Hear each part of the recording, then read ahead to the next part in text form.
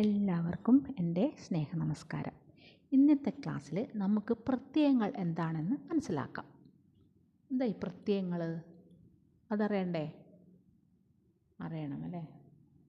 വിഭക്തി പ്രത്യയം എന്ന് പറഞ്ഞു കഴിഞ്ഞാൽ നമുക്ക് വാക്കുകളെ കൂട്ടിച്ചേർക്കാൻ അർത്ഥങ്ങളോട് കൂടിയ വാക്കുകൾ വേണം അല്ലേ? ഈ രണ്ട് വാക്കുകളെ കൂട്ടിച്ചേർക്കണം അല്ലേ? അതായത് ഇപ്പം സുമൻ്റെ കൂട എന്ന് പറയണം. സുമൻ ഉണ്ട്, കുടയുണ്ട്.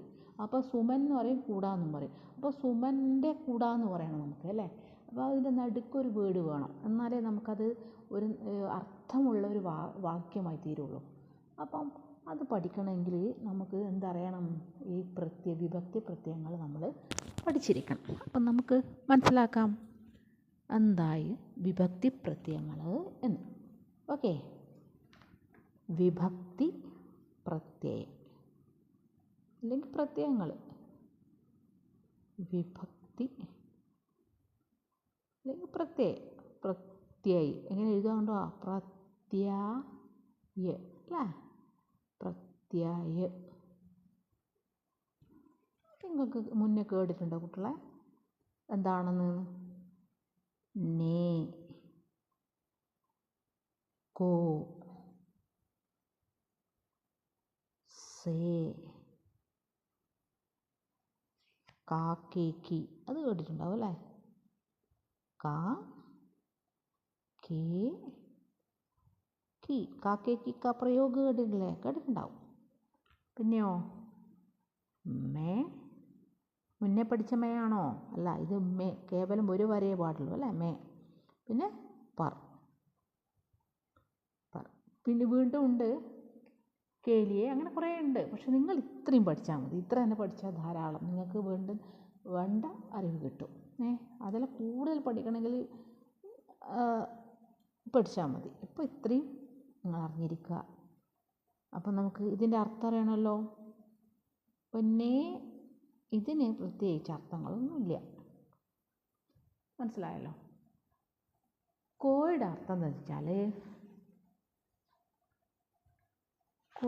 കോയുടെ അർത്ഥം ഇക്ക്. നിങ്ങൾ ഇതൊക്കെ ശ്രദ്ധിച്ചിട്ട് കാണുമോ കുട്ടികളെ?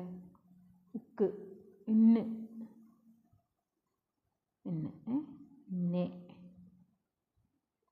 ഐ. ഇതാണ് അർത്ഥം. സേൻ്റെ അർത്ഥം അറിയാമോ? കൊണ്ട്,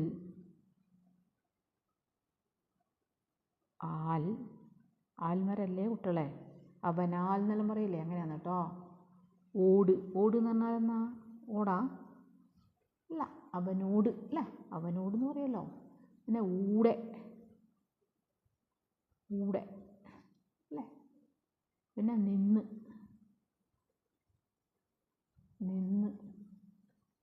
കാൾ, അവനേക്കാൾ എന്നെല്ലാം പറയുമല്ലോ. പിന്നെ മുതൽ, പോലെ. കാണുന്നുണ്ടോ കുട്ടികളെ? പോലെ. അടുത്തതോ? പോലെ, തുല്യമായ എന്നൊക്കെ പറയും. തുല്യമായ. ഇനി നമുക്ക് ഈ കാക്കേക്കിയുടെ അർത്ഥം എന്താണെന്നറിയാമോ നിങ്ങൾക്ക്?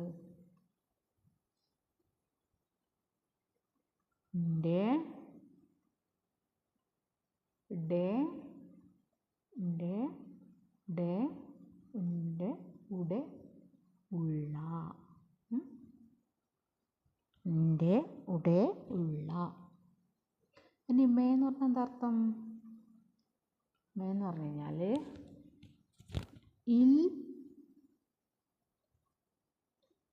ഉള്ളിൽ,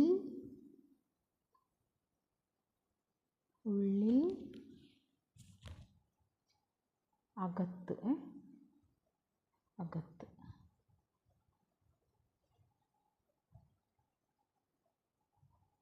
മേസ്മേ, ഘർമേ എന്നെല്ലാം പറയുമല്ലോ അല്ലേ? മേസ്മേ, ഘർമേ, കാഗസ്മേ. അപ്പം ഇനി പെറിൻ്റെ അർത്ഥമാണ് വേണ്ടത്. പെറിനെന്നർത്ഥം മേസ് പെർ എന്ന് പറയുമ്പോൾ, മേസ് എന്ന് പറഞ്ഞാൽ എന്താണെന്നറിയില്ലേ? മേൽ മീതെ. പേട് എന്ന് പറഞ്ഞാൽ അറിയില്ലേ എന്താ? पेड़ पर बंदर है അല്ലേ?